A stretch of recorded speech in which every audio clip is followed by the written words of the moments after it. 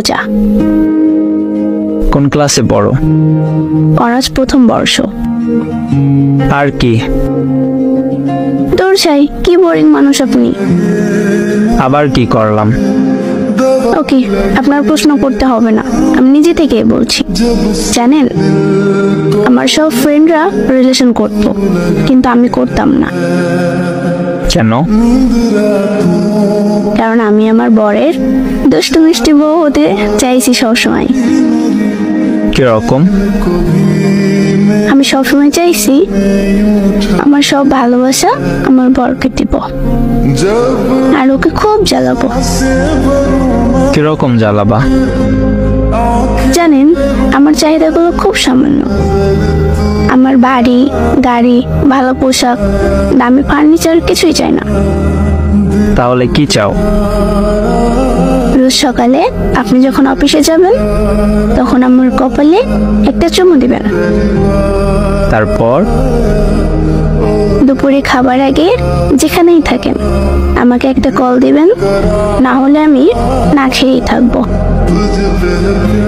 আচ্ছা, দিব। তারপর? অফিস থেকে ফেরার সময় আমার জন্য চকলেট, আইসক্রিম, ফুচকা কিছু না কিছু আনতেই হবে। তারপর? যদি কখনো ভুলে যান, তবে আবার বাইরে পাঠাই দিব। আচ্ছা, ঠিক আছে। তারপর? আমার কুয়াশা, চাঁদনি রাতে ঠান্ডা খুব ভালো লাগে, তাই মাঝে মাঝে ঘুরতে নিয়ে যেতে হবে।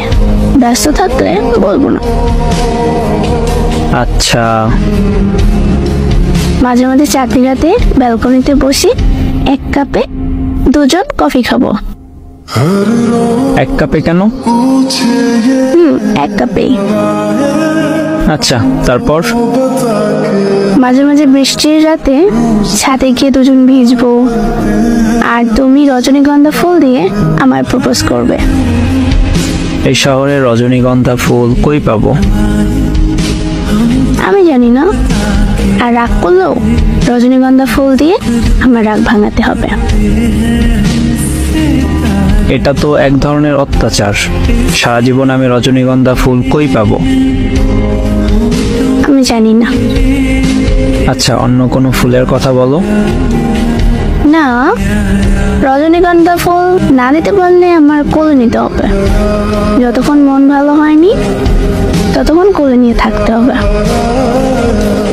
এই 45 কেজির বস্তারে কোলে নিলে আমি কি বাঁচবো? আমি জানি না, কদিন পর আরো মোটা হব, তবুও কোলে নিতে হবে। হায় রে, কি বলতেছে এগুলা? প্রথমগুলাই তো ভালো ছিল। সবগুলাই ভালো, কোলে নিবে কিনা বলেন? ঠিক আছে, নিব। শুনেন। হ্যাঁ, বলো। আপনার এই বোকা বোকা চশমাটা একটু খুলেন।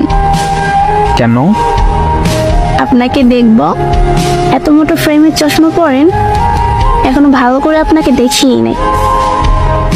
আচ্ছা, আমি ঘুমাবো। চলো আগে তাহাজ্জুদের নামাজটা পড়ে নিই, কাল কথা হবে আবার।